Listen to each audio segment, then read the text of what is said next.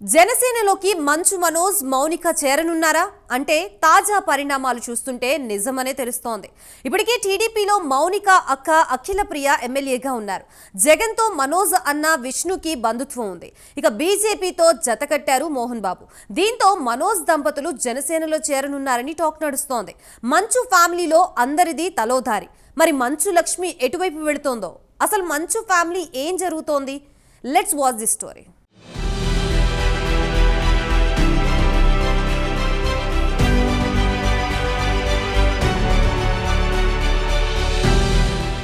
మంచు మోహన్ బాబు తెలుగు సినిమాలో తనకంటూ ఒక ముద్ర వేసుకున్న నటుడు.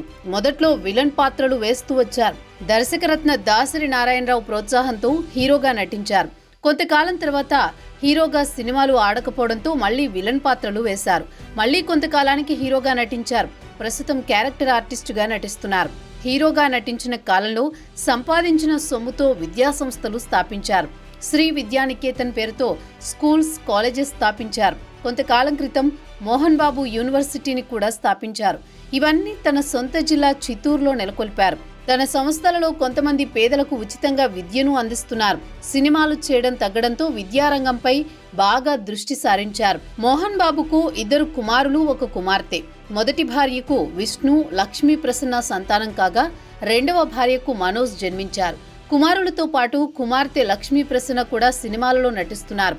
ప్రస్తుతం మంచు ఫ్యామిలీ నటులు నటిస్తున్న సినిమాలు ప్రేక్షకుల ఆదరణ పొందలేకపోతున్నాయి. తాజాగా విష్ణు నటిస్తున్న భక్త కన్నప్ప సినిమా షూటింగ్ జరుగుతోంది. వీళ్లతో సినిమాలు తీయడానికి ఎవరూ ముందుకు రావడం లేదు. సొంత బ్యానర్ మీద సినిమాలు తీస్తున్నారు.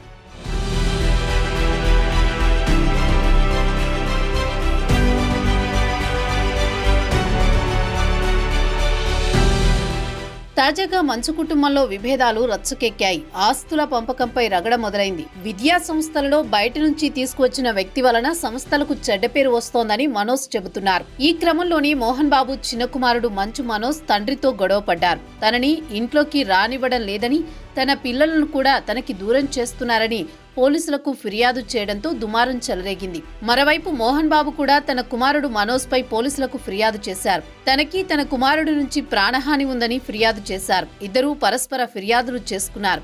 ఈ క్రమంలో ఆసక్తికరమైన ప్రచారం జరుగుతోంది. మంచు మనోజ్, మౌనిక దంపతులు జనసేన పార్టీలో చేరుతున్నట్లు వార్తలొస్తున్నాయి. గతంలో ఒకసారి పవన్ కళ్యాణ్ ను మనోజ్ సమర్థించడం తెలిసిన విషయమే. తాజాగా గొడవల నేపథ్యంలో మనోజ్ దంపతులు జనసేనలో చేరుతున్నారనే వార్తలు హాట్ టాపిక్ గా మారాయి. మంచు మనోజ్ మొదటి నుంచి మెగా ఫ్యామిలీ హీరోలతో సన్నిహితంగా ఉంటూ వస్తున్నారు. రామ్ చరణ్, అల్లు అర్జున్తో మంచు మనోజ్ కు మంచి సంబంధాలున్నాయి.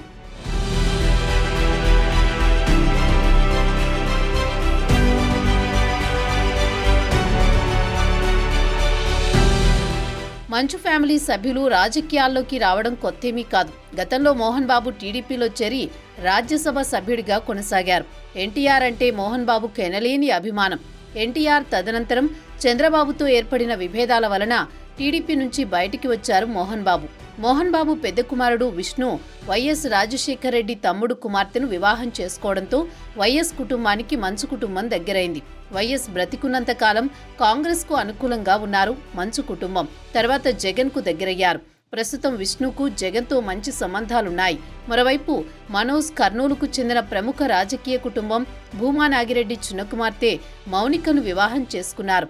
మౌనిక అక్క భూమా అఖిలప్రియ ఇప్పటికే తెలుగుదేశం పార్టీలో కొనసాగుతున్నారు. 2024 శాసనసభ ఎన్నికల్లో ఆళ్లగడ్డ ఎమ్మెల్యేగా ఎన్నికయ్యారు. ఈ క్రమంలో మనోజ్ దంపతులు జనసేనలో చేరనున్నారని వార్తలొస్తున్నాయి.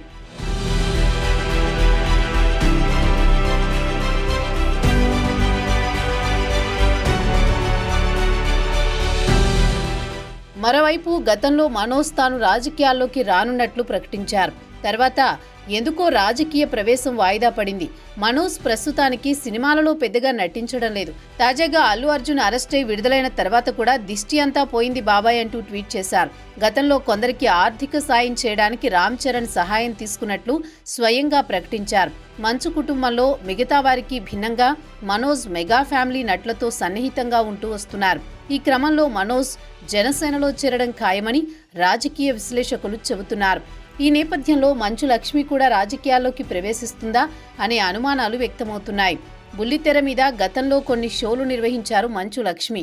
అప్పుడప్పుడు సినిమాలలో కూడా నటిస్తున్నారు. మొత్తం మీద మంచు కుటుంబం తలోదారిలో వెళుతున్నట్లు తెలుస్తోంది.